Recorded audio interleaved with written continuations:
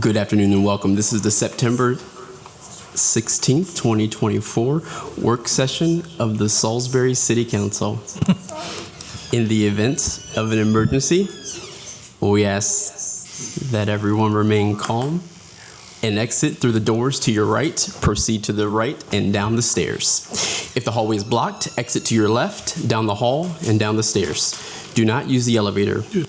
Let us know if you need any assistance. At this time, we ask that everyone please silence your cell phones. Public comments will be heard after each work session item. If you plan to speak, please fill out a form on the table near the door and give it to the city clerk, Julie English.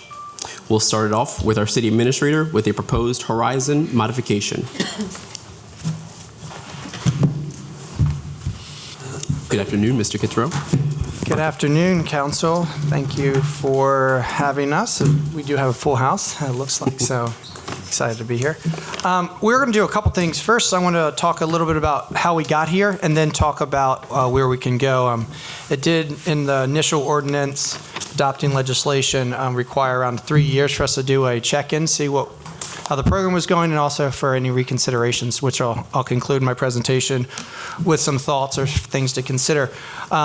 Before you is a presentation on here. I want to run through the Horizon program first. This is maybe new. Council President and Councilwoman Shield, you were not here as we stood this program up, so this is maybe a little bit of a refresher, but also just kind of a highlight for the program for the parts you may not know.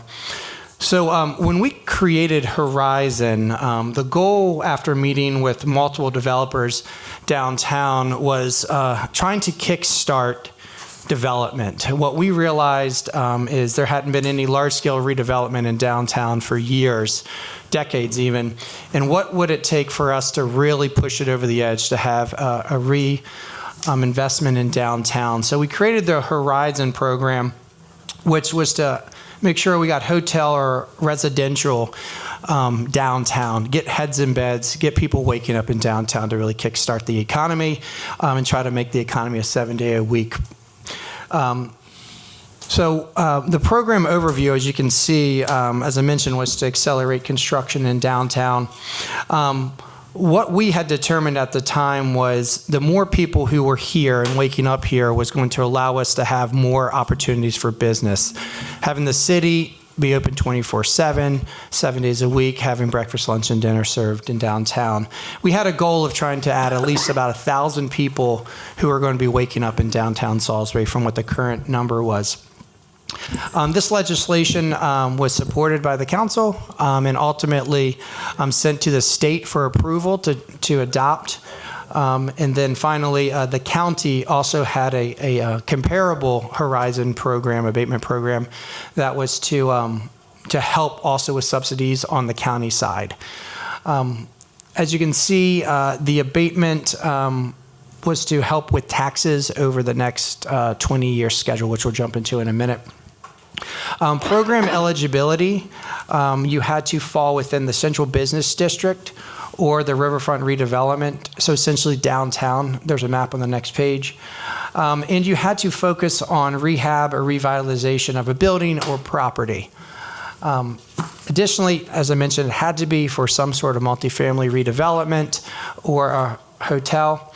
And upon completion, you had to increase the value of the property by at least $10 million. So it had to be a big splash, a big reinvestment. That was the goal. And at the time, we'd identified 7 parcels or properties that would potentially qualify for such of a program. And here's the map, as I was mentioning. You have, in that kind of orange color, is the central business district, and then the green is the riverfront redevelopment.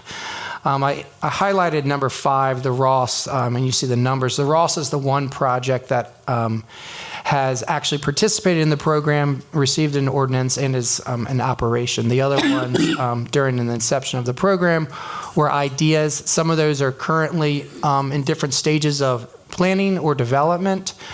Development review. Others are still kind of just ideas that are sitting kind of in limbo, hoping to see how the market conditions maybe change. Speaking of market conditions, one of the things that is interesting is we set up a program that finally was ready to restart and reinvestment, and then you had COVID. So COVID made everything kind of take a back seat everything shut down. You had a spike in construction costs, a spike in interest rates. So where this incentive, in my opinion, had filled that gap, all of a sudden we had a different gap to contend with. And I think that's why some of these developments did not move forward in the same timeliness. And then there's some other things for consideration on why they hadn't moved forward. I'm going to keep moving along unless everyone's good? Okay. So why 20 years? That is a long abatement schedule that we had determined. But again, those are some of the items for why. But we needed, with that amount of investment, that $10 million threshold, we thought we needed to be aggressive with our tax abatement schedule and it to be lucrative to jumpstart development. So after talking with some developers, some people who were part of one of those 7 parcels, we kind of determined what it would take for them to start their project. So not only this 20-year term for the city, but also something from the county, and that ended up being a 10-year abatement schedule for them. So between the two programs, there seemed to be enough capital cash in the program to start to activate sites. So we were excited to see. Now, what does that translate into? So this is the new real property tax revenue. Just quick math here. In appraisal, if it increased $10 million, the 20-year total of new tax revenue would be $790,000, almost $800,000, and over 40 year, be $3.4 million. So one project, if it hits, would at minimum add that amount of property tax revenue into our property tax bank. There's people who've talked about, well, that's guaranteed money. What did you give away? As I mentioned at the very beginning, none of these projects, after talking to the developers, without some sort of incentive were going to happen. So I would say that's all new money and wouldn't have happened without some sort of abatement schedule. So I don't look at what we lost. I looked at everything that we would have gained through the project. So, Kitchell, just to pause, so that 20-year total, that is net of the incentive that is given? Correct. Yep, that would be what we would be getting as new revenue. Great. I want to pause and just make that clear, just for the folks that, again, to kind of go along with that statement that, again, the giveaway, but again, that is net. So the $799,000 and the 3.4 is net of the incentive of the Horizon. Correct. It is. Yep. So and that is a couple small pieces here. That is off of current tax rates, et cetera. But at minimum, and the current conditions, that would be the minimum we'd make if someone's property appraised at $10 million more than what it praises at currently. So you can see kind of what the breakdown is on additional revenues. What is interesting is, so what does that mean with the Ross project? The Ross was not $10 million. It was actually an increase significantly higher of $29 million. So how much is the Ross going to contribute to the city of Salisbury? You can see those numbers right there on what it is, but over new revenue from the Ross alone over the next 20 years is $1.8 million in property taxes that the city of Salisbury is going to get that would not have received that had that project not moved forward. That's an average of $90,000 per year. So people want to focus on the abatement, that $4.2 million that we gave away. I want to focus on the $1.8 million that we received because, again, we didn't give away anything that was never going to be there in the first place. Go ahead. You question? Oh, I was just reading. I was reading. But again, so the 1.8, first 20 years net of the incentive. I was just reading the point that's in the asterisk. Can you just? Yeah, so after the 20-year abatement schedule is complete, the Ross will contribute at least $320,000 per year in perpetuity at the new, depending on the property tax rate. So after the incentive is completely done, it will give us $300,000 per year moving forward in revenue. Again, and the developers here, had there not been an incentive, that would not have been built. So that would have been money we probably would have never seen. Also, in FY24, the Ross has paid $139,000, or scheduled to pay $139,000 for taxes. So, that is a lot of capital for a project that might not have happened. So I think that's important to note when we get into the conversation of giveaways and or abatements. I think with any of these large-scale developments, and that being the purpose of it, we needed a catalyst to make them happen, otherwise they wouldn't have happened. So again, I always look, and I think council over here, we're part of that conversation, that's what we were focusing on, was new money that wouldn't have happened had we not did some sort of incentive. Okay. So that's kind of where we have been and where we are, and there are other developments that are in the pipeline who have been eager potentially to take part in the Horizon program. So here we are 3 years later, coming out of a significant, I would say, construction crisis with interest rates and materials, where that is slowing down. It's probably not going to return, but is stabilizing. I think there's more interest to start building again. We're noticing that. Many projects that were put on hold are starting to submit plans, starting to build more. So as we look at what to do with Horizon moving forward in reconsideration, one of the proposals that we have right now is what we're calling a Horizon Light program, would be to lower the threshold to $5 million to allow additional projects to exist that might not have hit that $10 million. But if it's less money, less impact, we would reduce that abatement schedule to a 10-year program rather than a 20-year program. And then you can see what those credits are, 100, 75, 50, 25. We also did get as this was presented, an additional comment that I'd like to share. The state has created a somewhat similar program for Horizon, incentivizing massive large-scale development.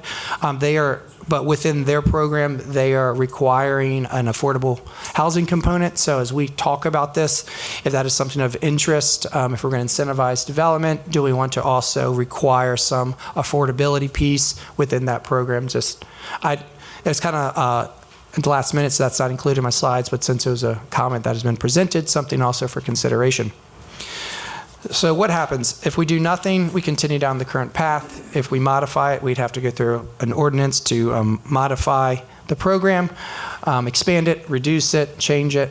But that's kind of the end of the presentation. You saw some of my additional notes in the memo that also include the application and the template. But I'll pause right there for questions or comments. Well, I think that again, thank you for kind of going back in time a little bit for those who weren't there, and also for the public. Again, I know that we have a couple different programs that were introduced, and taking a moment to just pause and explain them to not get them confused is really good for us making the decision when we're revisiting it. So thank you very much. I actually want to pivot to Mayor Taylor. I know this was your kind of thought to reduce the abatement schedule and also the thresholds. So can you just kind of explain kind of what went on in your mind when that was kind of brought about, and the why, and then how do you think it's going to impact downtown development, and then how it's going to kind of impact the projects that are proposed in the pipeline? Yeah, I mean, lowering the threshold, I think, was the primary issue there, was to try and allow people with the smaller end of the development could benefit as well, because that $10 million threshold was fairly high. So that being said, my thought from the perspective of Horizon, while it's offering an incentive which I think is useful and needed, the shorter time frame for it to sunset, I think, kind of allows the project to stabilize from a cash flow perspective, and it's not really designed for a long-term subsidy, in my opinion. It'd be nice. I mean, obviously, everybody would take the subsidies you gave them, but if you look at the first 5 years, the average person is going to get an 88% reduction in their taxes for the first. So it gives them a 5-year window to stabilize their cash flow, and then they have the next 5 years to sort of get a benefit. But we increasingly generate or benefit from the increases in our portion of the taxes, the full valuation. So Sure. So it's kind of a balanced approach, and 10 years still fair amount of time. So I guess I'm just trying to like visualize what a $5 million, again, what do you, and again, just knowing where costs are now, Yeah. what is a $5 million project going to look like? Well, look, I'm just thinking, I don't know what the math is necessarily, but the health department may be closer to a 5 or 6 or 7. I don't know. The Salisbury National Building, the old First National Building, similar, retrofit there. At some point, there are other buildings that probably have a higher and better use, not so much on the new construction side, so much as on the rehab side, that there are smaller projects. An example with Brett Davis in Lot 16, he had this he was in the gap between 5 and 10, and he was trying to, figure out how to, so it gave him an opportunity at the lower end to get involved in the incentive without having to, be shut out, so.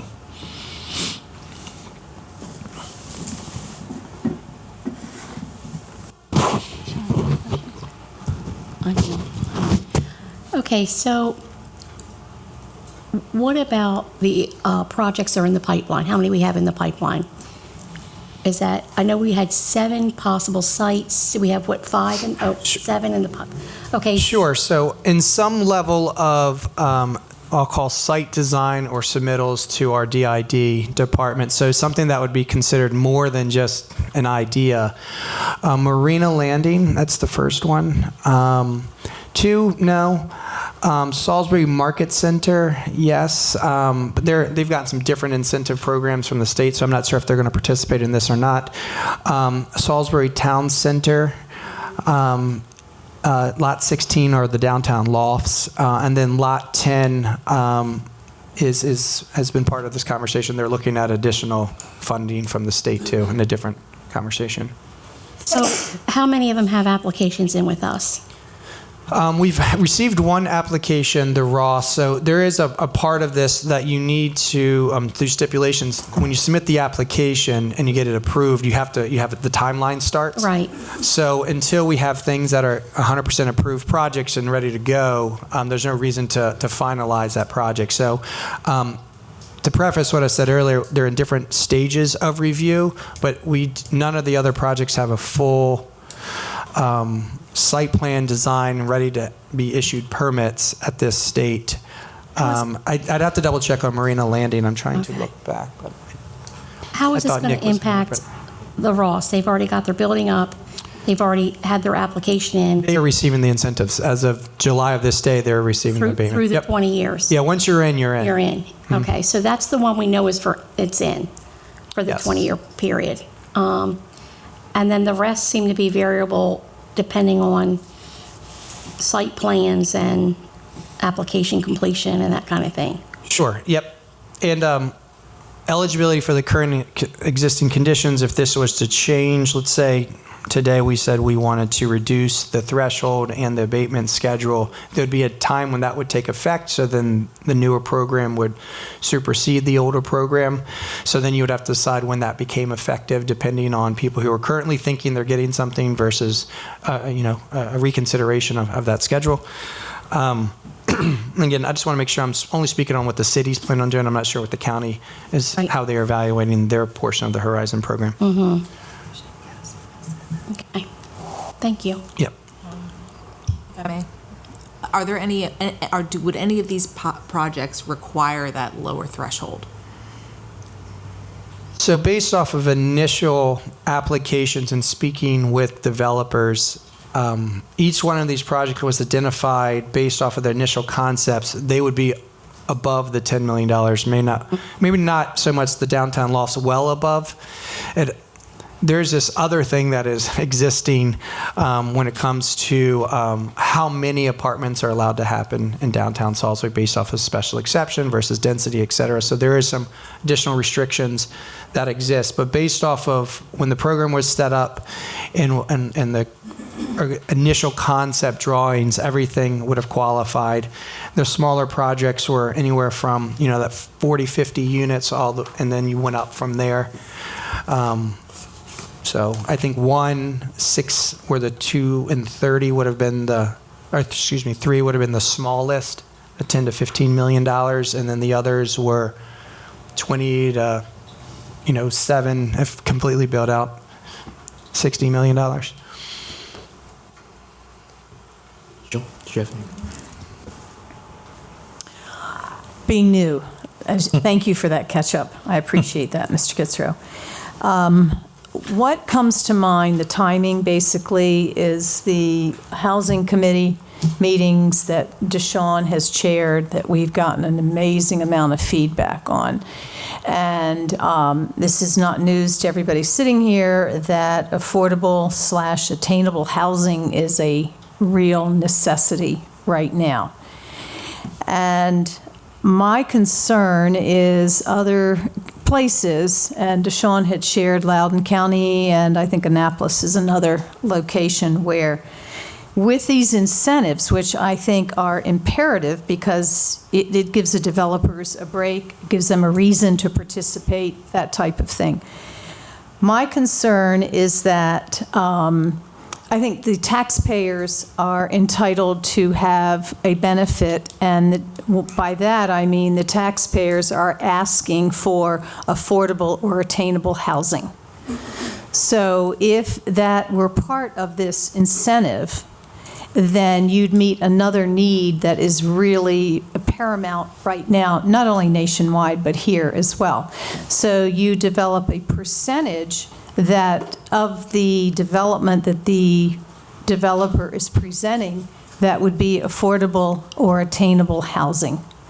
And to me, that becomes a win-win for everyone.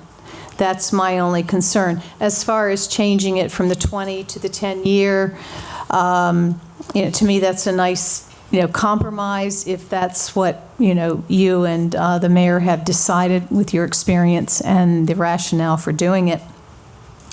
And it becomes beneficial for everyone. The other thing with my suggestion that would essentially, unfortunately, Nick, I see you in the back, would take hotels out of the Horizon piece because they are not actual housing for people here and or affordable or attainable housing. That is bringing in, it's another whole perspective of this where it's bringing in people to participate and enjoy the city and bring, boost the economy. So I understand the purpose for that. But I feel that we need to do something for the housing piece. It's been every single council meeting has come up. It was really a bone of contention when Deshawn was trying to come up with just a think tank, and it became an attack almost, where what's the city doing? What's the city doing? And it takes a while to do anything. We all know that. That's basically my concern with the whole Horizon piece, and the fact that, if you feel that reducing it from 20 to 10 is that type of a compromise, and you still get the developers. We need the developers. We need to help incentivize them, but I think we've got to factor in this other piece. May I respond? Yes. Yeah. So I see a lot of the people who have controlling interests of these developments here, so hopefully they will speak instead of me speaking. What does it take? I hope that they will still develop. It's kind of any flash sale or any sort of discount you give. If our goal is to spur activity, it's got to be enough that actually makes people do something. But if you miss and go too much, then you've kind of given away too much. I don't know. We would like to reduce the threshold to engage and create opportunities for additional properties by reducing the scope or the incentive. Does that now force others out because now it doesn't cash flow? I'm not sure. So I think that is part of the discussion. I'd love to, as we consider this, to hear from the people that it impacts. Again, why create something that no one's going to take advantage of? So I think that's part of the discussion. Again, that's how we created in the first place. What was enough? And again, there was a big splash. Most of the other previous incentive programs were 10 years or 5 years. And this was the number that we kind of settled on that said, if you do this, then we will activate these sites because there's enough in there to pull in, we're us being a tertiary market, get in more private equity, et cetera, et cetera. And they all speak that language a little bit better than me. So, but I like the opportunity to bring in more people, and if we can reduce that level, I think the mayor and I agree that you don't want to leave too much money on the table because that's less money that we could potentially be making to reinvest in something else. So a lot to discuss, but it's your decision on where we. No, and I how we go also, from here. sorry, I also understand that, I guess with the budget being what it is, maybe that's what made the 10-year piece look more attractive as a compromise to me, because then everybody would benefit and we would see income sooner than later based upon, the 10-year range. But just a thought, I'm not sure that that is a valid argument.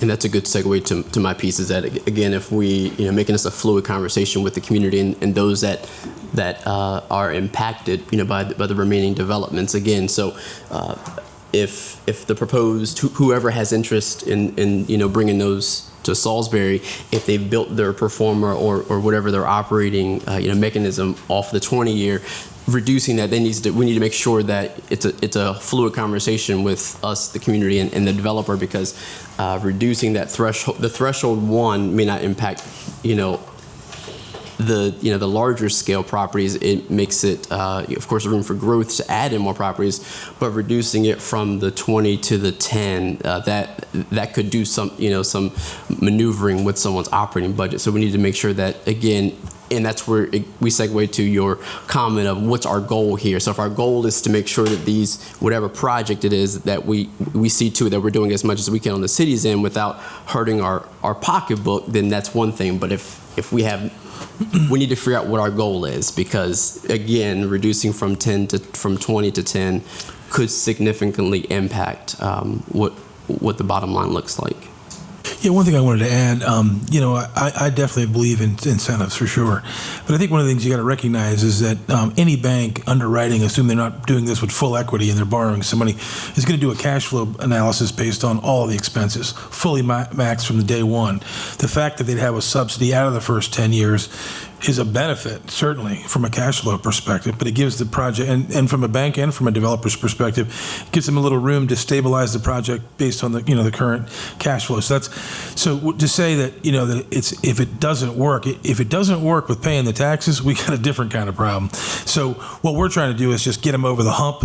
But if you look at the first 7 years with the 100, 75, and 50, their average relief from the taxes is 76%, so of every dollar for that first 7 years. That's a fairly good forgiveness level to help everybody, the financing partner, for the developer, everybody wins. And then we can kind of slide in the back door with getting a full money of taxes after the project stabilizes. I was just saying we need to make sure we're having the conversation consistently. I wasn't, I think, little to no stains in my statement. It was just to make sure it's a conversation, because that will affect their baseline, and again, more negatively than the 20-year, of course. And I'm just saying that needs to be a conversation to figure out what is our goal.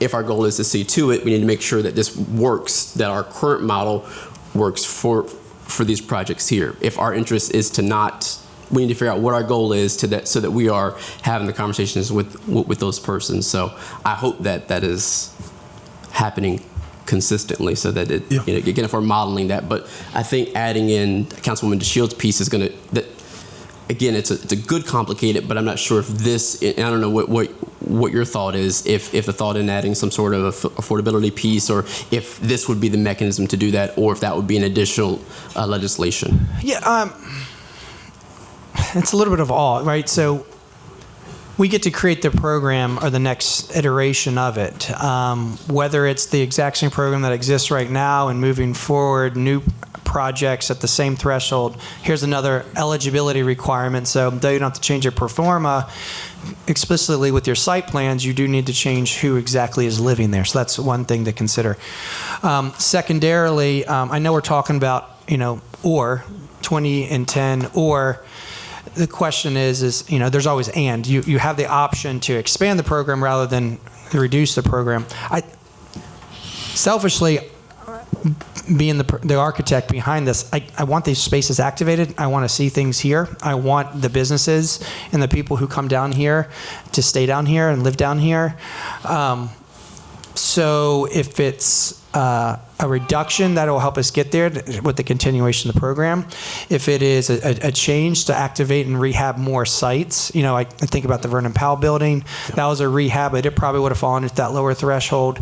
You have some other rehabs, but I don't think you get any new development with $5 million unless you scale back the site, or it's a smaller site. So I do think, without hearing from them, we just have to understand what the goal is within those sites. I do know Lot 10, having explored that significantly, I do not think a reduction away from that 20-year program would make that program cash flow.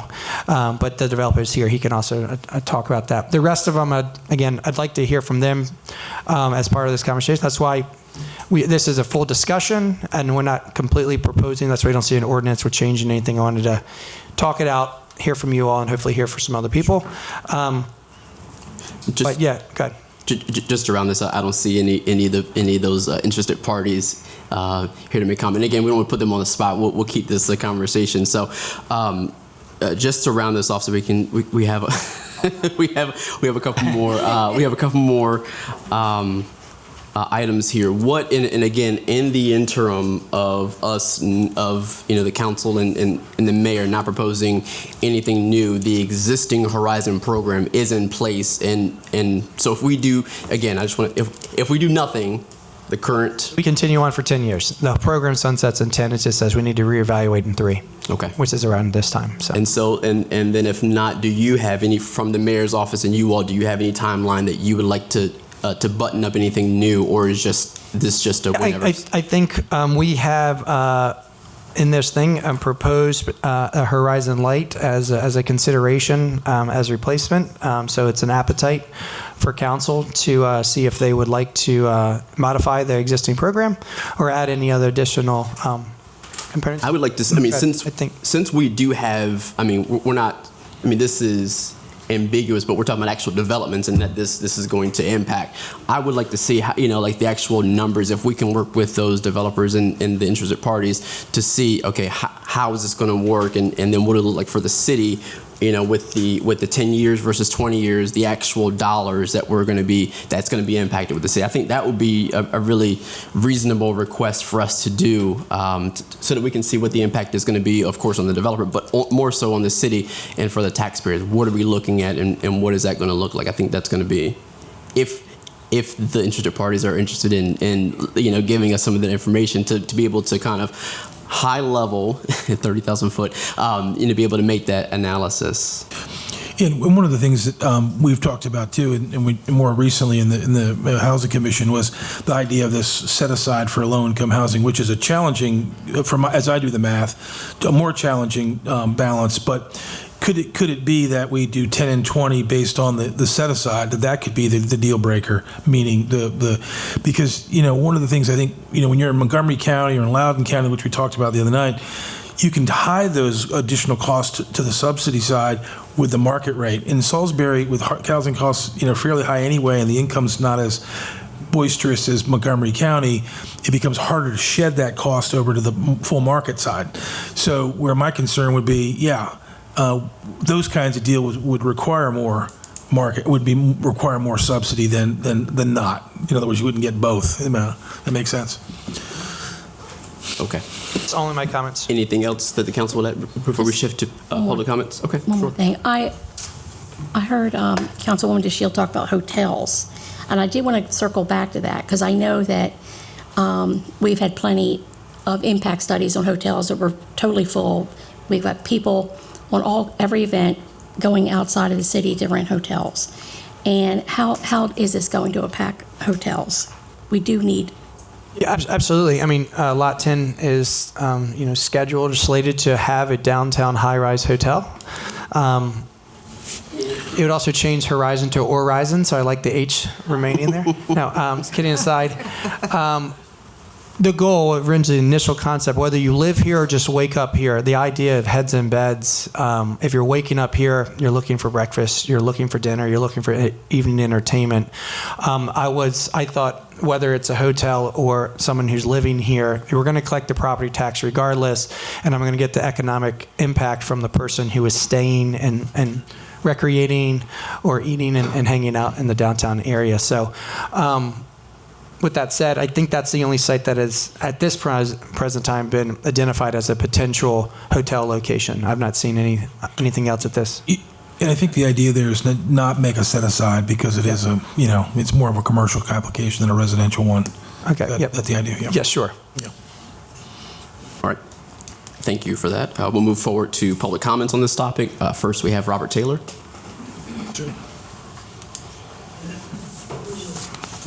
Good evening, Robert Taylor, 50-year Salisbury resident. A couple of things. I heard some of Mr. Kitzrow's presentation regarding how the Horizon program has attracted, let's talk about the Ross downtown.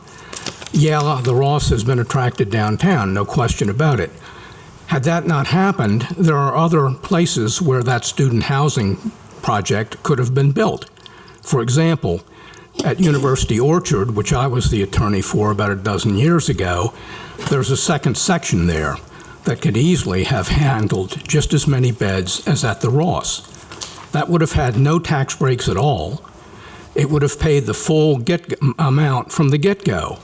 So he talked about, we're going to get, I forget the number, a certain amount from the Ross over the years, but we're giving up a certain amount. Well, if they had gone somewhere else, we wouldn't be giving up any amount. And that's true of all of the other projects that have been mentioned. The Gillis project, for example, actually it's a developer from Joppa, not Gillis. The Town Center Apartments, same thing. We've got plenty of places. We've got the where the old mall is between St. Albans and Begland Park, that's 26 acres. We could have lots of apartments there, and they wouldn't pay anything. So the idea that this has caused development that wouldn't otherwise occur is really fantastic. I had an early course in college on statistics, and one of the books we read was How to Lie with Statistics. I'm not accusing him of being a liar, but he's being a fabricator. And when you look at the reality, just what I've mentioned, it doesn't work out that way. Now, the other thing is, we've been talking now for months about affordable housing. And I congratulate Council President Dowdy for bringing up Loudoun County. I think I brought up Annapolis a few months ago, which has the same type of requirement. If you want to develop in Loudoun County or Annapolis, and I think very soon Anne Arundel County, you have to provide a certain amount of affordable housing. And that's what we need to start right here. If we're going to give tax breaks to people to develop here, they've got to give something for the public, back to the public. And we need affordable housing, and we need to require it. Now, Mr. Dowdy also said that the state, Mr. Kitzrow also said that the state has kind of a version of the Horizon program. Yeah, they do. It's called enabling legislation.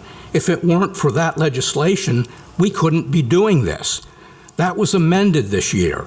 And that's why I sent you all a memo on that today, because his memorandum didn't even mention it. I mean, this has been a major change in the state law, and he didn't even mention the thing. I mean, come on. You don't have to have a law degree. You have to have a third-grade education to know that's important.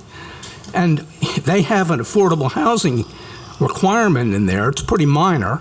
It's 15% of the units, and it has to be less than 80% of AMI. But, that's pretty minor.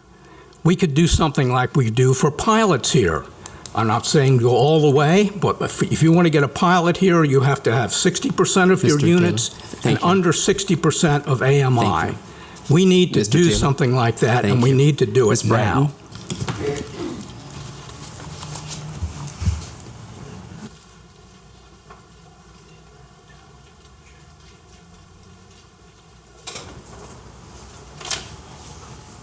Good evening, folks. My name is Lynn Bratton, longtime city resident. Come to a lot of these meetings, so I know a lot of folks. Taught some of you, so that's okay too. Just a couple thoughts. The proposal that I think should have provisions for some affordable housing, or the new term, which is now attainable housing. We have all kinds of different words for it, but I think it's something that says people can live there and don't have to have extra jobs to pay their rent. And I think they need to do it with metrics that can be measured and documented, not just the vague term affordable housing. There need to be specific benchmarks, measurable, where you can say yes or no, this is achieved, not just, well, kind of, it met some of the rules. Before any movement to modify, approve, or eliminate, please know all the numbers. And I think we've heard that from Deshawn just a second ago. We need to know the numbers of what's happening with all of this. What is it actually costing the city to participate? What has it created? Who is benefiting? I think that's a big one that everybody wants to know. Is it benefiting the citizens? Is it benefiting the taxpayers? Is it benefiting the developers? Is it benefiting the renters? Is it benefiting the people buying the homes? Like, give us some direct information as to who is getting the benefit from the tax breaks and what economic impact has been created by these additional developments, not vague numbers, but actual documentation of what the bottom line in city and county revenue is looking like because of these developments. We know the social need for housing, but the bottom line financial benefit to the city must be a factor on a tax waiver of any amount. And I appreciate you discussing it. I think there's a lot of weeds that need to be pulled in this one. And I think you'll finally get to the dirt and where we can get some solid ground. I hate my analogies, I'm sorry. But I think that's the truth. I think we need to pull out all the weeds that are kind of surrounding a lot of these issues, get to the ground level, build what makes sense for everybody, all the constituents, and move forward with a plan that seems to be viable for everybody concerned. Thank you for your time. Thank you. Brad Gillis.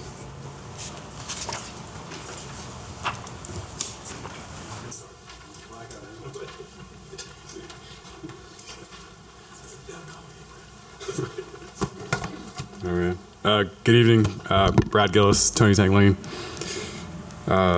owner of several downtown buildings and developer of Lot 1, 11, and 15 in Salisbury, Maryland. Specifically, the Horizon program. It says in your ordinance that you shall be reevaluated prior to the end of the third year. So you're fulfilling that obligation in regards to reevaluating it. For our project specifically, reducing the benefit does not help us in any way, shape, or form. It is something that we have underwritten to our lender and also to our banker, and it is something that is baked into our project. As we all know and have discussed, that construction costs are increasing. Interest rates have increased. So if the goal here is to no longer have the development of Salisbury Town Center, then changing Horizon would do that. So I want to say that here and now, Horizon is one of the reasons that it helps our project. Again, reducing that benefit would hurt Salisbury Town Center. In regards to affordable housing and having a new component put into Horizon, I love the merits of the idea, and I would be a big fan. One of the challenges that we've specifically run into with this development has been, I'll use the word like scare tactic in regards to having it as an affordable housing project. We are a market rate project. We are renting units that are at market rate. So introducing components for affordability would be contradictory to one of the battles that we've fought for time and time again in regards to this project specifically for our project, Salisbury Town Center. I think the third component, which is also hotel, keep that in. Again, I'm not a vested interest in whatsoever on Lot 10, but having additional hotels and people spending money downtown Salisbury is a benefit. So removing hotel and also shortening the benefit of Horizon will not do any good to the legislation. By no means is it a perfect legislation, but it does help and benefit all the folks involved in regards to whether that be a developer or a renter or someone passing through downtown. So thank you for your time. Thank you. Dave Layfield.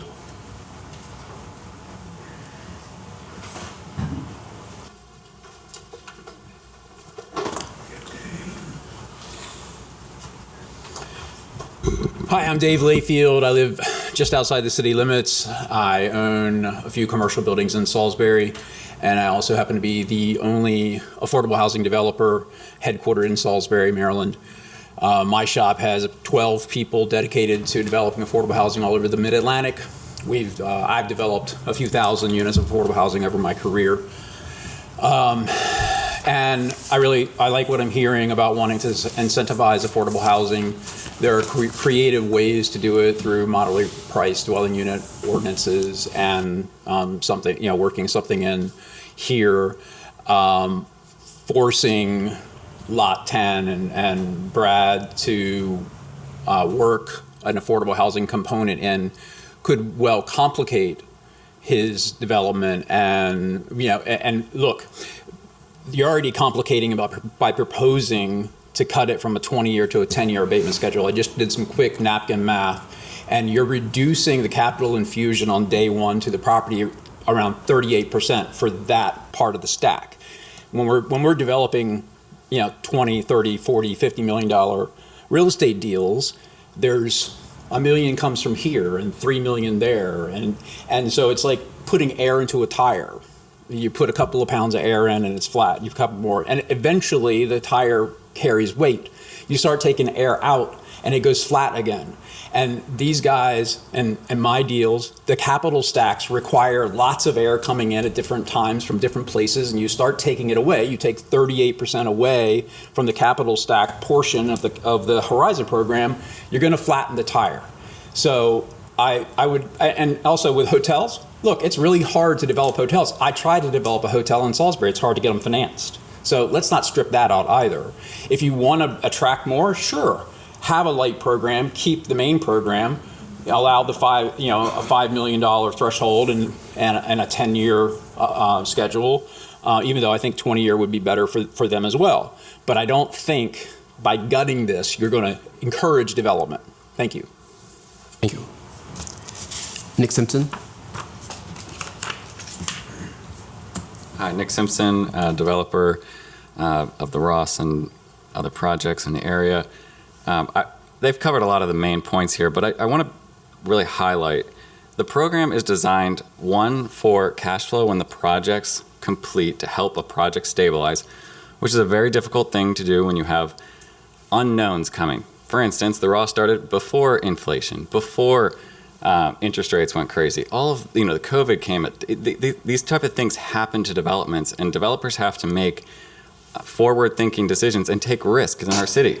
So incentivizing them to do that is critical. So the cash flow is first, but it's also important, like Dave was talking about, with the financing.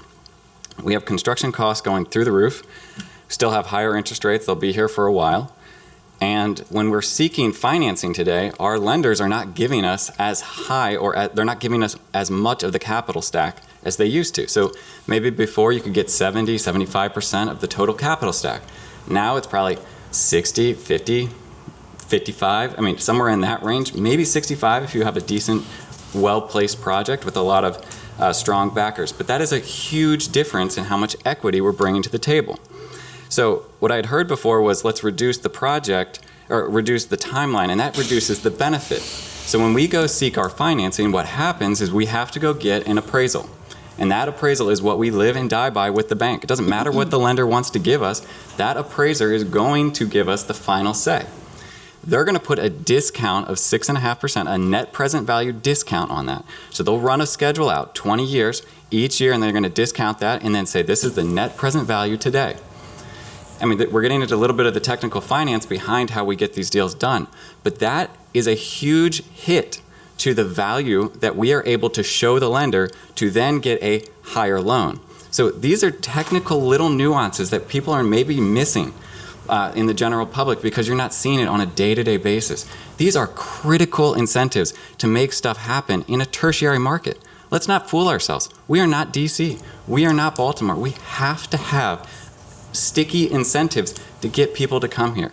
So I hope that we do not back away. I think it's great that we're incentivizing more developments on the lower end. I mean, I think you could just give it to any developer who wants to come into downtown because we still haven't seen this wave of construction that we really want. We still have a lot of space to fill, and I hope that we can, work as a city, especially with the county who is double taxing in this area. You still have taxes from the county and the city. It hurts our pro formas.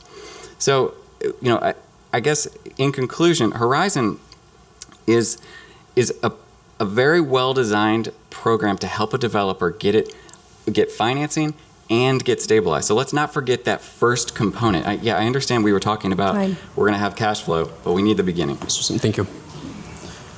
And I think we do have one comment. We had a person that was online. They had to jump, but I'm going to have our city clerk read their statement, or their comment, rather. So Molly Hilligoss had a comment, and I will read it.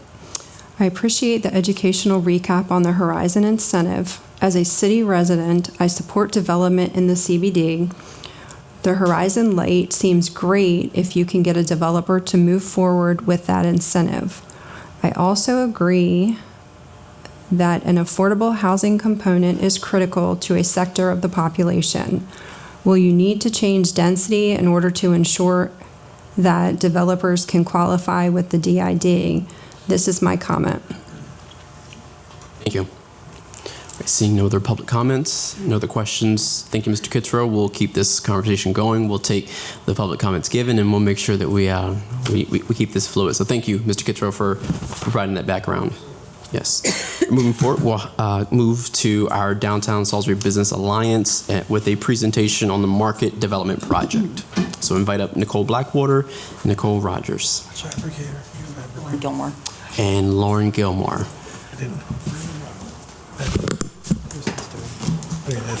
Slide. All right. It's next. If you want to go, Sorry. go next. If you want to go to the next slide, it is actually the first one. Okay. Thank you. Good afternoon. Good afternoon. Thank you for giving us the opportunity to speak today. My name is Lauren Gilmore. I'm a local business owner, resident of Salisbury, one of the founding members and secretary of the Downtown Salisbury Business Alliance, alongside with Nicole Blackwater and Nicole Rogers.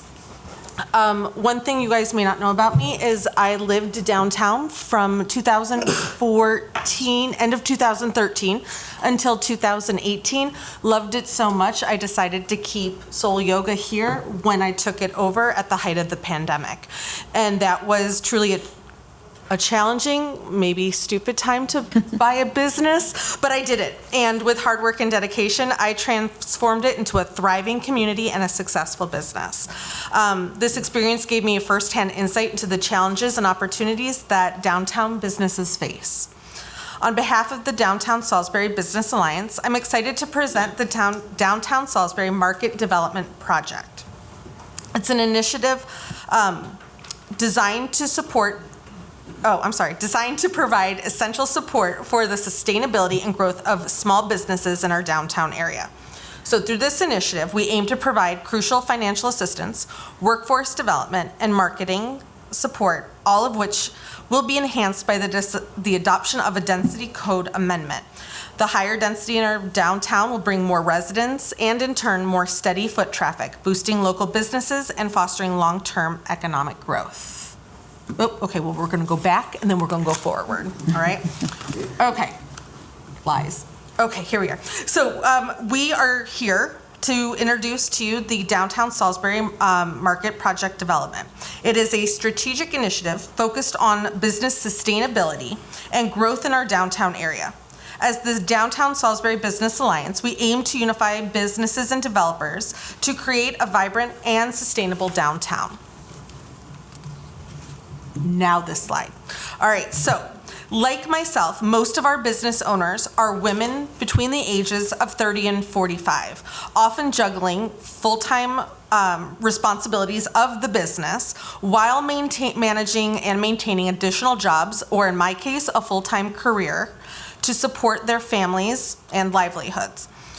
With household incomes between $30,000 and $65,000, we frequently rely on personal savings and limited resources to keep our downtown business doors open.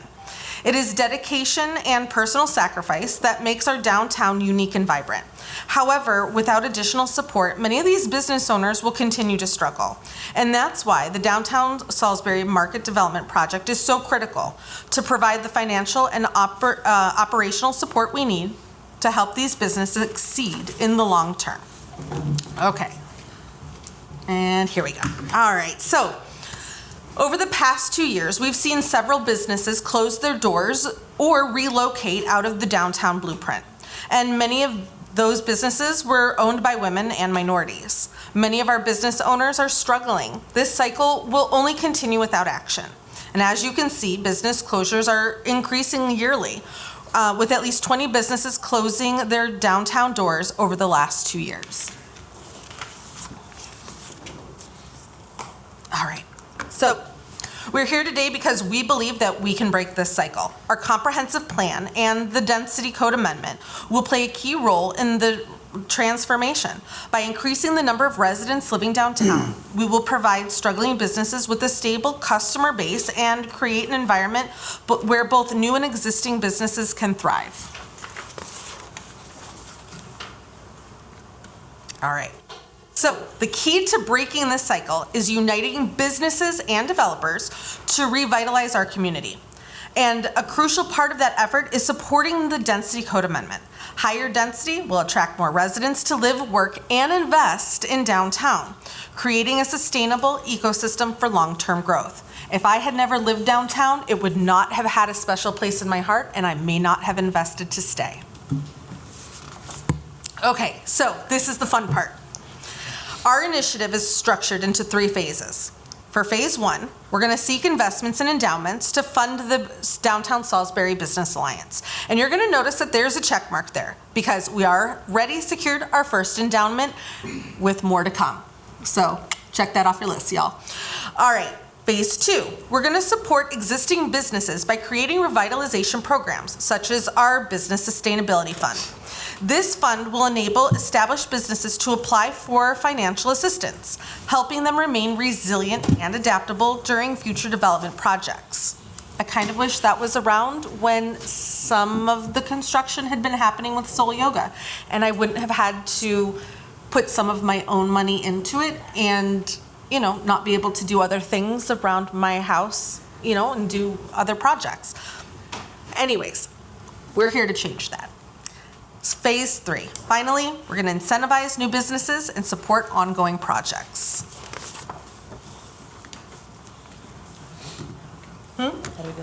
That's there. All right. Thank you, Lauren. Good afternoon. My name is Nicole Rogers. I'm the owner of Two Scoops Ice Cream and Waffles and a co-founder of the Downtown Salisbury Business Alliance.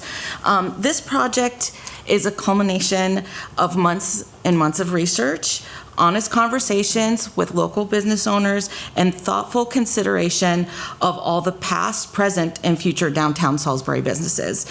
We believe that one of the most crucial parts of this development project is phase 2, our rebranding campaign. Downtown is ready to shine. We plan to rebrand and send a clear and exciting message. Downtown is open for business, and it is the place to be. No more talking about what downtown will be. We are talking about what downtown already is. It is creative, it is diverse, it is innovative, sustainable, and soon it will be thriving. And this is what we need. We need unity, support, and collaboration. To bring this vision to life, we need those 3 things. And collaboration is something that we just continually see doesn't happen. And as a small business owner, I constantly see just kind of being looked over by the the bigger pictures, and we want to be a part of the picture. By combining the efforts of business developers in our community, we can transform downtown Salisbury into a thriving, sustainable hub for commerce and culture. We already have strong backing for this program from some developers, investors, corporations. The Chamber of Commerce is backing us. The Greater Salisbury Committee is backing us. In addition, many Salisbury businesses have signed on in support of our initiative and also in support of the Density Code Amendment. Some of them include Sassy Classy Boutique, Lurking Class Skate Shop, Breathe Interiors, Crybaby Tattoo, Dumb Lover Homegrown, Sugar Rush, Soul Yoga, Two Scoops, Blackwater Apothecary.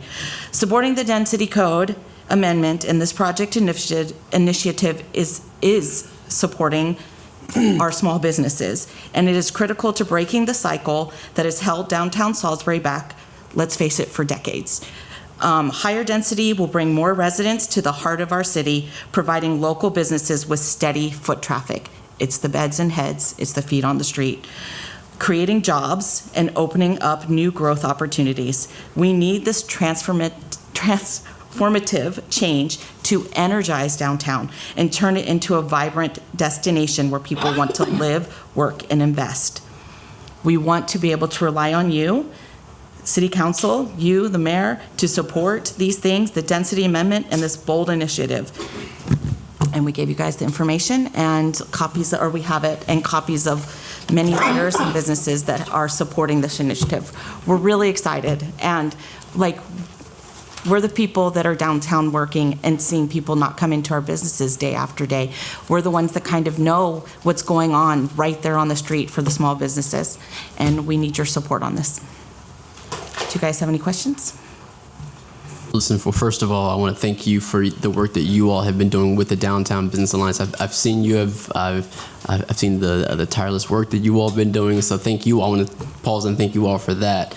And just being someone who works downtown and is downtown a lot, I see the need for that revitalization that needs to happen for you all. So thank you for again sticking through it and just believing in yourselves. I know it's got to be difficult, but I'm happy that we're having some energy and some conversations going, because I think this is a small. I was sitting here thinking, I'm like, this is a small forgotten piece that we talk about development and people, and again, you all have invested yourselves in downtown, and I don't know if we've done a good job of including you in the forefront of this conversation. So apologies for that, but thank you for bringing this to us. You all brought this to us, so thank you for bringing that to us. I don't want to take too much time from my council persons here, and just to make sure we ask the questions. But is there anything else? I think again, I'm not going to take the time to read through these now, but it looks like you all have done some work and gotten support. So, what is this beyond, that and, the words? What does this really mean what do you see,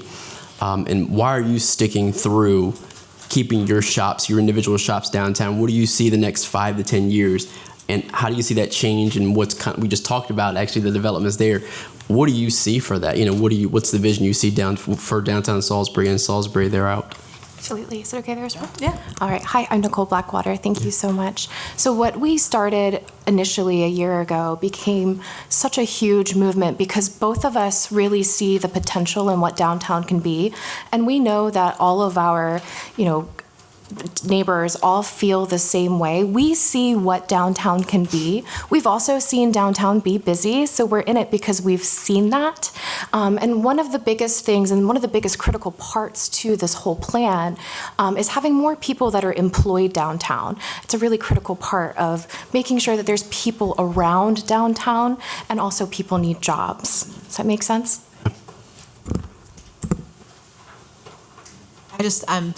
I've watched you guys from the beginning, and we've worked together on things, and I'm so glad to see you guys here and talking to the rest of the council and to the public about this, because the work that you've been doing and the amount of effort, I don't think people realize how much you guys have poured into this, how much blood, sweat, and literal tears have gone into this. I'm incredibly proud of the work that you guys are doing, and keep it up. I mean, we need you guys. We need you guys there. Without you, the downtown is nothing.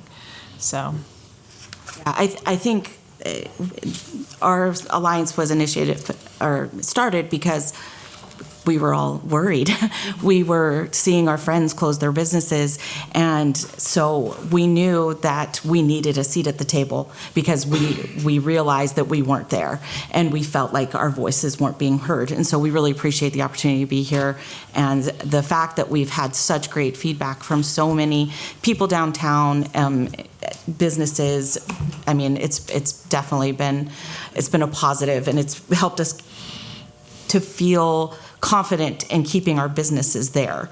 I think that there's so much equity in a business that's been in a town for 20, 30, 40 years. You want those legacy businesses.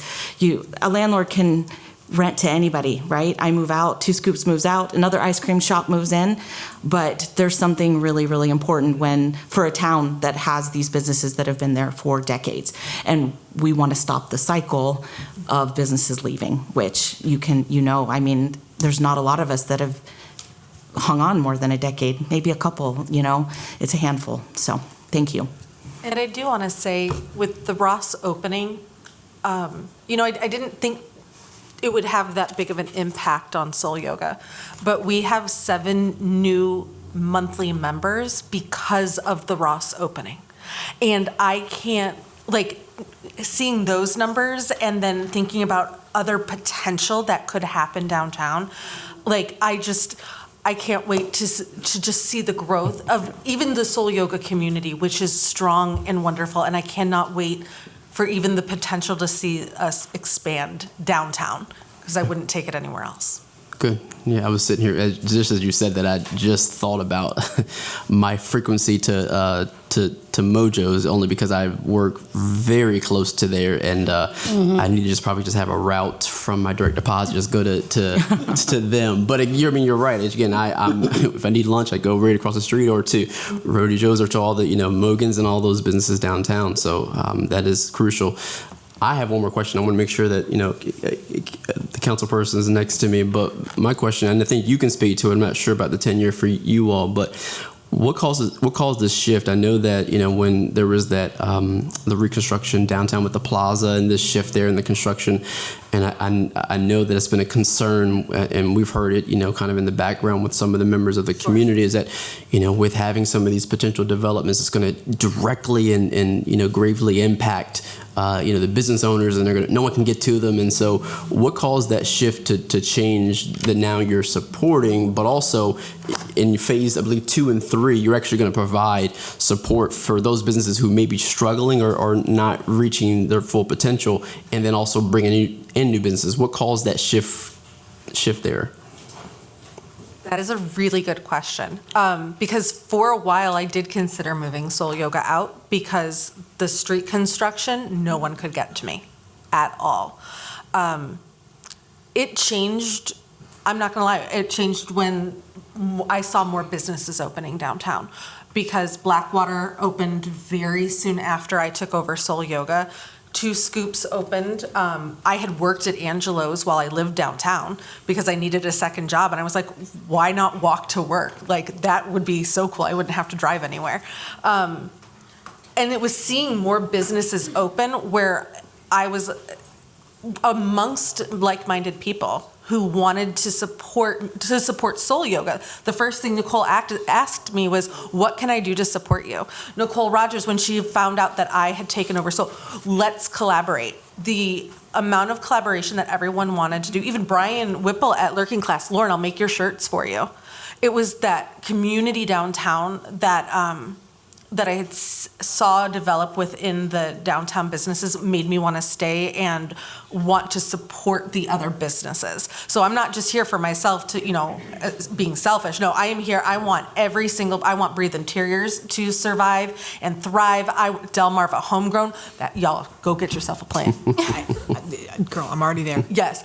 I want to see everyone thrive down here. But yeah, it was a shift. And I think we can grow and expand everyone. I think the importance for me, or what shifted for me, was people come downtown Salisbury expecting lots of businesses to be open. people want to come down to Salisbury and go to a restaurant, and go to a store, they want to spend the day there.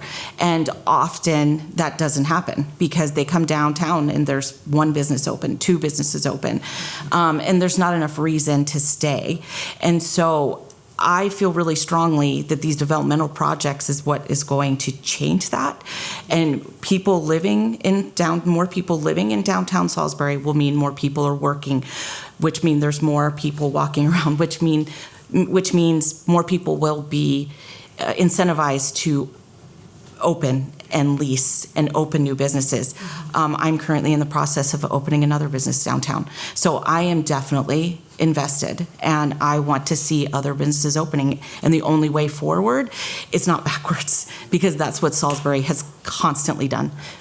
5 steps back, 5 steps forward, 20 steps back, and we want to break that cycle.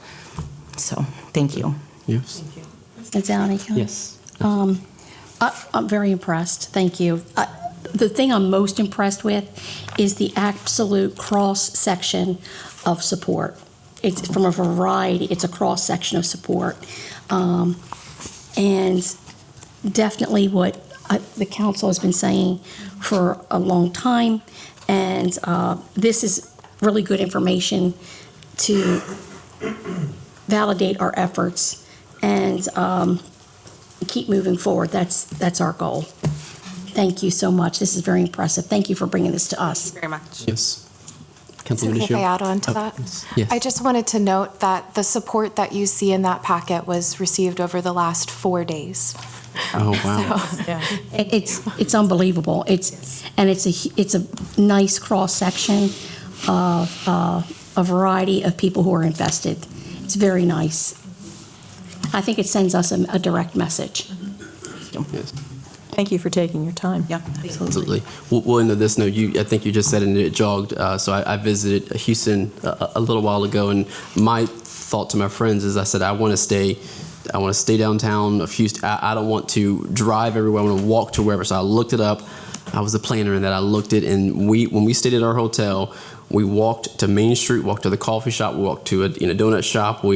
We ate a lot. We walked to different shops, but that's what we did. And so I think, and that's when that's why I asked you the question. And I didn't want to put your, my words, onto you, but that's what I see for Salisbury as someone who comes here and they're going to frequent your shop and then your shop. They may take a plant home and they may, see something at the decor store, and they'll do all of that. And what's amazing, and that's why I love Salisbury, is you all are, when we talk about, how does this impact the taxpayers?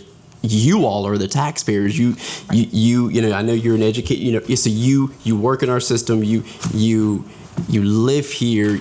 You work here. You invest here. So you all would definitely, and the downtown businesses and business owners, you all would definitely have a seat at the table because you all are part of the table. So thank you for giving this to us, and keep this going. So keep us a part of the conversation. Excellent. Absolutely. Yeah. Thank you so much. Cheers. All right, we'll invite our Arts, Business, and Culture Director, Alan Swagger, for an ordinance authorizing the mayor into a contract with the Maryland State Arts Council. And while you're coming up, thank you all for the work you've been doing. I've been seeing with our businesses, and Mr. Jarman, thank you for hitting the ground running with having the conversations and making sure to showcase our businesses. They definitely appreciate it. President Downey? Yes. Could you just make a note on the record that there were no public comments? Oh, yes, thank you. There were no public comments in the previous market development project. Thank you, City Clerk. Yeah, and they're doing great work, and I really appreciate all their efforts. And as they said, it's collaboration, so we're all on the same page there. For those of you who haven't met Mr. Derek Jarman, I brought him along. He's managing some of these grants, so I'm going to break him into a council meeting today and let him handle this one. Be extra difficult this time. No. Can't wait. Attaches an ordinance to accept funding from the Maryland State Arts Council grant for operations program. That's a lot. The purpose of the GFO is to provide operating support to nonprofit and tax-exempt organizations, including some government organizations, to present ongoing arts programming that is open to the public. This funding in the amount of $41,002 will be utilized to provide funding for the Maryland Folk Festival. Thank you all. Listen, again, it's always good to accept money to be used. I did read in there when I was reading over the weekend that they have to be used for specific activities. Is having it for the Maryland Folk Festival, is that as specific as we need to be for this, or do you have other plans for it?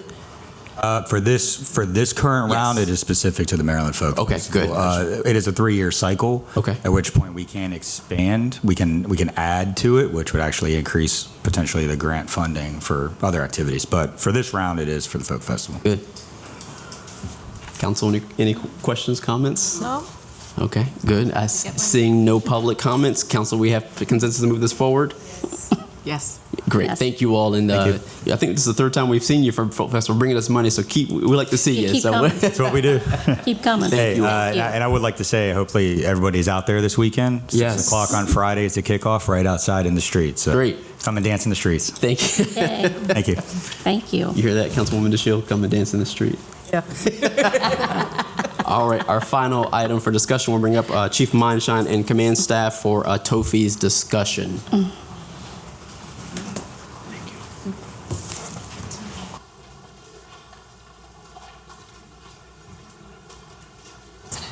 Think I can't dance? Good evening, gentlemen. Good evening. Can you hear me? Yes.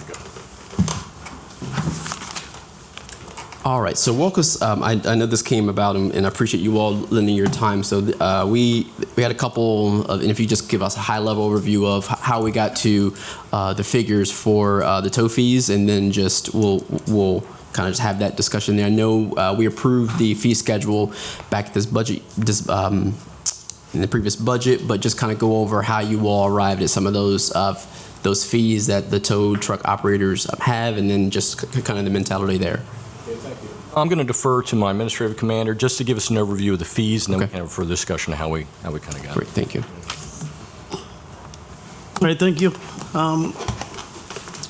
This past July, I guess, is when you guys voted on the maximum tow fee for vehicles that we call a tow truck for, and we recommended that be at $425. There were a couple of other fees that we recommended being increased because they were similar tows to other fees that were already in there. For example, the emergency relocation tow, I think that was at $80 prior to July, and we recommended that be lifted to $100 for that particular fee. And the storage, that's the same as it was. Scofflaw vehicle was $135, and that's essentially the same amount as is charged for an impound vehicle tow. So we wanted those two, because it's basically the same amount of work for either one of those tows. We wanted those to mirror one another. How much is the storage fee? How much is the storage fee? It's currently $50 per day. And that storage fee would begin at 12:01 following the tow. 12:01 a.m. following that tow would be the first day for the storage fee. Okay, gotcha. And again, these figures, again, what was the research and kind of thought when these fees were kind of brought about and proposed? The basic police tow fee of $425, looking at that, we reached out to, prior to going to, in July, going to the fee schedule, our administrative folks reached out to the tow companies. I believe we got a response from everyone except one company, is that right, John? We talked to 24 of the 25, I believe it was. For the 25 to get the basic figure as to what they thought was reasonable, what they were charging, the figure, and that's how we kind of came about that figure of $425. Most all of them were charging, if I'm not mistaken, about $425. Some of them were less than that. And again, there was, is that right? Yes, 17 of them were at $425 is what they gave us, and then there were 3 or 4 that were a little less than that, somewhere between 400 down to, I think the lowest one was 325, 350. Gotcha. And I know that, my tenure at council, I think some other council members have received some some concerns with tows, and so from our constituents. So I know that, I appreciate you all for trying to, definitely address that. And I think this conversation brought about from, and again, this is that new wave, some from the tow operators. So we won't spend too much on that. We want to make sure we hear from, from some of those people. I see some public comments here, but council, any other discussion before we hear from some of the tow operators? Okay, great. All right, so we'll call them up, and again, make sure that we're. I don't want to, speak too specifically here, but if you, I want to make sure we hear their concerns. So, for George Harmon, first, if you want to. And again, you have 3 minutes. My name's George Harmon. I'm from Harmon Towing. I reached out to Captain Phelps and Lieutenant Crockett. I went and had a meeting with them on March 12th of this past year. It was quite lengthy, meeting about the entire charter and our fee schedule. I was informed that there were changes going to be made. The fees that we have now, the only thing that's changed in the last probably 10 to 12 years is the accident fees. Okay, we're doing an expedited tow on impounds, disabled vehicles. We have a certain amount of time to get there. The fees that were proposed to us that we have now, it's basically no more than a normal tow, okay? With the cost of doing business, the inflation, we just can't afford to operate at these fees. And as far as the way they come up with the $425 fee, we were just called on the phone. We were asked what a basic accident would be, back up, hook up to the vehicle with very minimal cleanup and leave. I don't know if y'all know, but every accident call is different. It could be a rollover. It could be, out of the roadway, a very major collision. You could be there anywhere from an hour to 3 hours with your standby time, your cleanup time, and the fees that they have just don't justify that we can, would even be able to stay in business doing them at that. After the meeting I had with Captain Phelps and Lieutenant Crockett, I felt, we kind of had an agreement that things were going to be changed. They said it was in the process of being changed. The only thing that was changed was our fees were basically, we have very minimal increase in our impounds and disabled vehicles and relocate. Like I say, them fees we get for normal tows around town. The tows we do for the police department's an expedited tow. We've got 30 minutes response time to get there. Whatever we're doing, we got to stop and go do it. Just as a serviceman would come out to your house to do your heating and air, he's going to give you a service charge for just showing up, and then he's going to charge you for what else he's going to do. The only thing is with the inflation, since COVID and everything, our business, we've probably gone up 38 to 40%, and we just couldn't continue to operate on the fees that we're getting. And back in 22, I believe it was June of 22, the whole council agreed when it was brought in front of them that they should not be involved in the accident calls whatsoever. It's not a customer pay. Basically, we get paid by the insurance companies. 40 to 50%, we're not getting paid. We don't get paid for our call, and we can't stay in business not getting paid. Maybe 1 out of 10 or 1 out of 50, the customer want it taken back to their house on an accident. That would be a customer pay for them. We work with the customer. But when it comes to the insurance companies, that's the only way we can make our money. And if our hands are tied, we can't survive. Thank you. William Gray.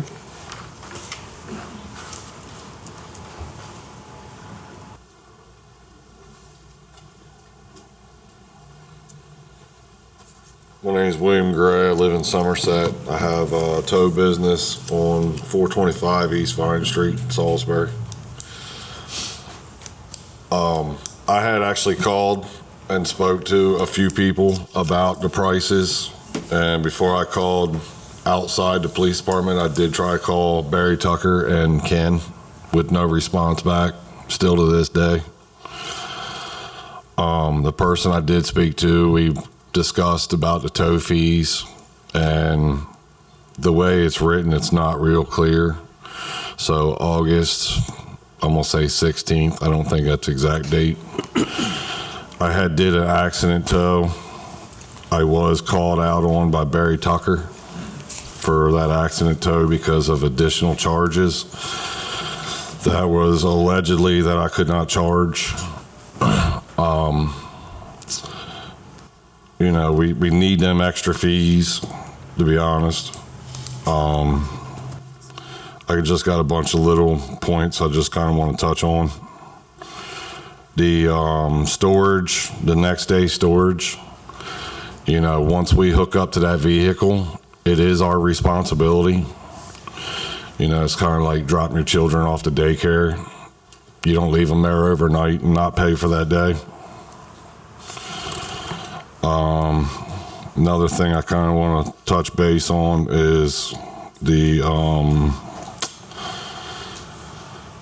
people driving other people's trucks. As long as it's, you know, if we're approved by the insurance company to drive another owner's vehicle, as an owner-operator, they tell me I'm not allowed to do it. So if one of my colleagues would get jammed up and call me to go do a tow for them, right now I can't do it because we signed an affidavit saying that we're not allowed to be affiliated with any other tow companies, which is kind of a joke, but that's my opinion.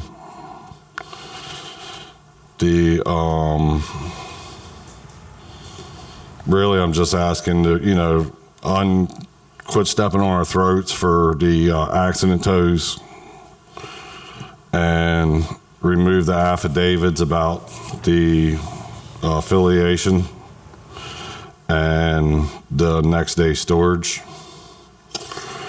is really all I got. The relocate, impounds, disables really don't hurt my feelings a whole lot. It is what it is.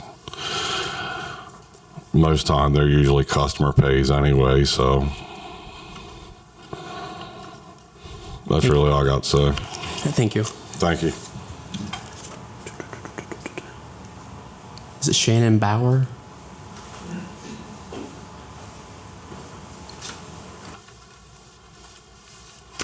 Good afternoon, Council. My name is Shannon Bauer, Managing Partner of Bauer's Towing and Recovery. I'm also a second-generation tow and recovery operator, and I'm also the Eastern Shore Director of the Tow and Recovery Professionals of Maryland. If you don't know who that is or what that is, we actually help Annapolis write the laws for the state of Maryland. There is a tow board that helps write the laws for the state of Maryland, also along with Baltimore County, Anne Arundel, and some other counties that we're affiliated with. I will start off with I agree with my two colleagues ahead of me. Back on June the 27th of 2022, this council, I know Ms. Gregory, Ms. Blake, both of you were on that council at the time. I know Council President Heath was on there also, along with Ms. Jackson, where we had discussed this before with the tow and the hands-off approach to the accident tows. Just so everybody knows, and I'm just going to give my 2 cents on this. When you show up to an accident scene, and I know the mayor's office called to ask us, and the police department followed up. Yes, that 425 that we all pretty much give them on, that was a backup, as Mr. Harmon said, that's a backup pickup, minimal pickup as far as debris, a couple headlights, whatever. If that vehicle has hazardous material, oil, transmission fluid, power steering fluid, antifreeze, any of that stuff, that's a hazardous material. That has to be handled. I see the Salisbury Fire Department is also here this evening. They will know. In all honesty, the state of Maryland and the federal government says that we are actually not supposed to touch any of that. A trained hazmat technician is to handle that, but the city requires us to clean it up. Mayor Taylor, I know that's a pet peeve of yours. In all honesty, you've got to keep the city in good looking and in working order. Trash on the street, car parts on the street, that's a hazard. And somebody who has been doing this since 1992, I agree wholeheartedly. But I also feel that in the case which we have been told that 425 is the top level we can charge for an accident. We can't charge for a cleanup. Well, minimum cleanup is one thing, but when it's spread across half of a city block and you've got 5 to 6 gallon buckets of speedy dry that have to be cleaned up, You have glass that you're filling a contractor bag up. That's over and beyond a normal tow. We can't charge for that. And I don't know if the chief or Captain Phelps can reiterate on any of this, but we have been told by our tow supervisor that $425 is our tops on a tow, unless there is some type of additional, which has to be approved by him. Now, I know me personally, I can go and do the same call that we do for the city of Salisbury for Maryland State Police, and I'll make double. And I'll be able to justify it because I take pictures, I take video, I have the training, and I am able to articulate that enough to the insurance companies and to the customers. Thank you, Mr. Bowers. And just further, can you send council that any documentation with the MSP that you can, of what you're allowed to make and what you can make? Can you send us any sort of? As far as light duty goes, the Maryland State Police at this time do not have a fee schedule. Okay. I do have a fee schedule for the Maryland Transit Authority, which at one point the state of Maryland did consider adopting. But at this point right now, the state of Maryland has not done anything. And I'm going to step over, and I do apologize. If you really want to mimic something, the town of Ocean City is probably your best, but that also requires the city to have an impound of its own and that the city actually pay the tow services for the impounds. That would be your DUIs, your uninsured, driver's license, no registration, any of those violations itself. Okay. But again, that would be added cost, but it would also be added revenue, and the city would be able to control stuff like tickets paid and tickets not being paid, and actually verification of insurance, driver's license, and registration on those tags. But any of that information I'll be able to get to you. So thank you. Okay. So it sounds like we got some information here. My recommendation, I think, so again, looking at this and then going to the drawing board if we need to revisit, but I want to give you all an opportunity to if you have anything more to say, but I have some homework that I want to do to look at this and make sure that, again, if we're mimicking or if we're adjusting, to make sure that it's that the pendulum doesn't swing to one side. Because again, I did receive, when I first was appointed, some emails from constituents that had gotten some outrageous tow bills, but if on the other side, the tow companies, it's not viable for them to stay as one of our operators, I want to make sure that the pendulum is being balanced. It's fair. Yeah. Yeah, I was going to say that Mr. Harmon and I have talked a couple times. We've talked a couple times. Yeah, I guess I'm not as familiar with the marketplaces. I don't recall ever paying $425 for a tow. I know it's an emergency tow. There's a co-lasting tow. Right now, the going rate in Salisbury for a normal tow, I'll be there in an hour to 2 hours, is about a $125 to $175. Okay, that's what okay. So the emergency component. The emergency part is where it goes because, and I apologize if I'm overstepping anybody. We are required by the city of Salisbury to show up in the 30-minute time limit. We are also penalized if we don't take that call. If we don't take the call, we have 3 chances within the year period. We're kicked off for 30 days.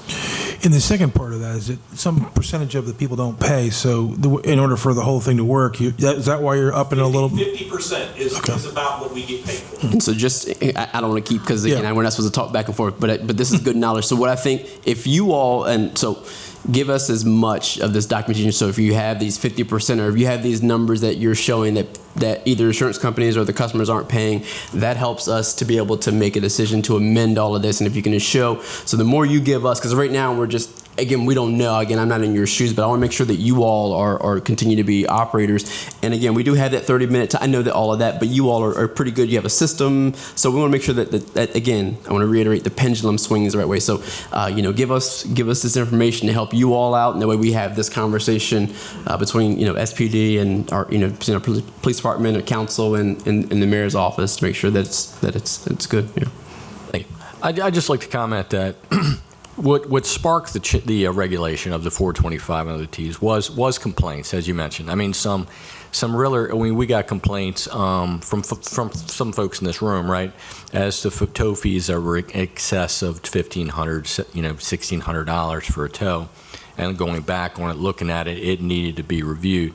But I will say that we want, I mean, I'm listening to what everybody's saying. We want a good relationship with our tow operators because we need them as well, right? We want a good relationship, and we're more than willing to, as you mentioned, to sit down and kind of hash through this so we can finally get it right if there are areas that need to be changed. But there have been issues where that, and there is some changes coming to the ordinance as far as tow. Yep, and we talked about that. Yeah, so good. So, like I said, I think we have some homework to do. Again, not an overnight solution, but you have, my word. I'm going to keep this going and do my homework. I'm curious now to look up Ocean City and MTA and all of those. So we'll keep this fluid to make sure that the pendulum swings, in the right direction, but also that it's balanced. Because I remember, again, the first email I got when I was appointed was a constituent that had a $1,500 tow bill. So. Again, we don't want that, but we want to make sure that you all stay in line. So thank you all for lending your time and for talking to us. And again, if we have more to say, we'll, if you want to give us a call or come back, I don't want to keep it going. We're not supposed to talk back and forth, and I don't want to, go out of our bounds too many times. So thank you all again. Anything else before we conclude here? Perfect. Thank you all so much. We appreciate it. And we'll switch over to administration updates and comments. Yeah, I was just going to say, get ready for the Folk Festival this weekend, and it's going to be hopefully a beautiful weekend. We've had some good weather lately. It'll be a perfect festival weather, so we're hoping to extend it for the we hope to see everybody out there. Yes, perfect. Thank you. All right, we'll move over to council comments. We'll start with Councilwoman Gregory. Okay. Caught me off guard. I was just going to reiterate, there's still time to volunteer. There are still short volunteers for the Folk Festival. So please come sign up, whether you sign up for the Bucket Brigade with me or you sign up for I know Councilwoman Blake is a big proponent of helping with the bikes. They could always use your help. So there are plenty of spaces available still, is my understanding. So please come on out and volunteer. It doesn't happen without it. Yeah, good. Thank you, Council. Yeah, I can't wait for you to have that bucket over your head. Yeah.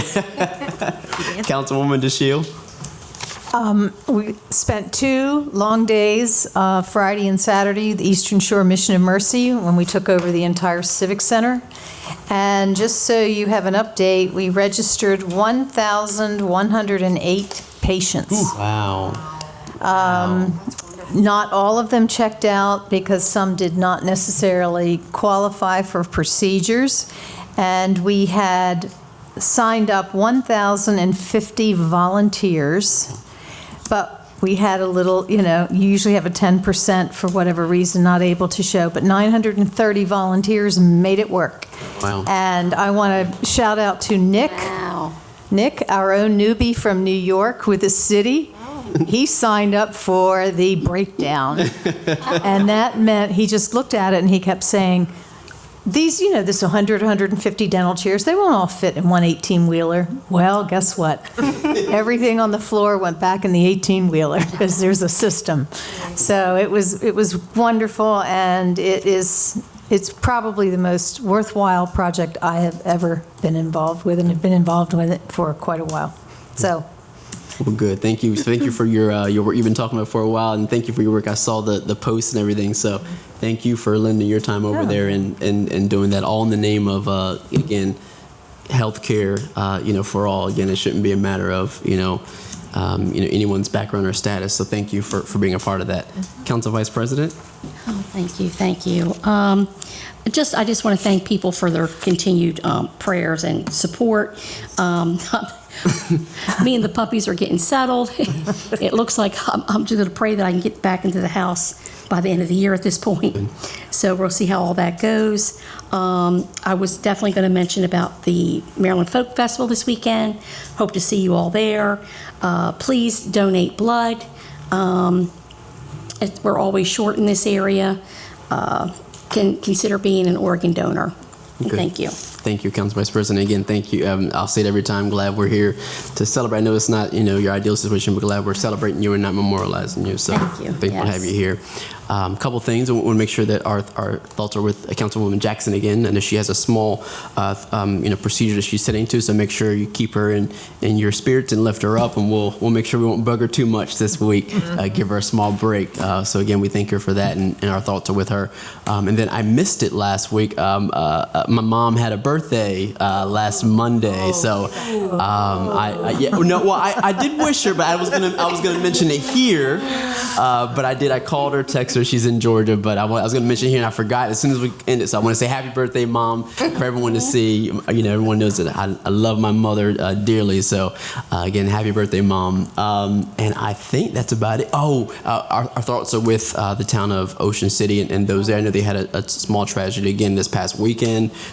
So again, our thoughts are with them. And again, be safe. I know there's some stuff going on with the Bay, and there's a lot going on. So people be kind. We're each ensure strong. So thoughts and prayers with everyone impacted, and we'll make sure we send our thoughts and prayers with them. Yes.